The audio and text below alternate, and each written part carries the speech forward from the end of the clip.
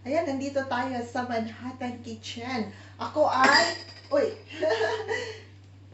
nagsaing ng rice kasi ako ay kakain.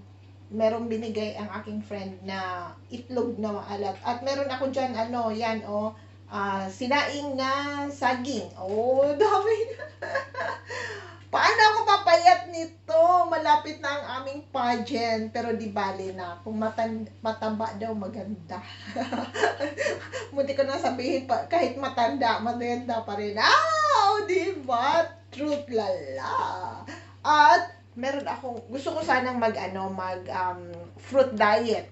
Kaso lang, parang hindi ko kaya. Tingnan nyo. Tingnan nyo, nalalata na ang aking orange. Yan nangunguyukot na at ang aking avocado, need ko na ubusin to. Kasi sayang, mahal pa naman. Diba? So, wag na muna lang mag-diet. Ubusin ang kanin, ang sinaing na saging, at ang mga prutas sa basket para makabili na naman ng bago. So, dyan ka muna dyan sa aking maliit na table. So, yan. Paano ako, nito, mag-i-slim. Ayan, Ay, nako. Magsuot daw kami ng swimsuit. Diba? Si Tabachoy. Anyway, di bali ng mataba, maganda naman. Diba? Purihin ang sarili. So, yan. Think positive lang.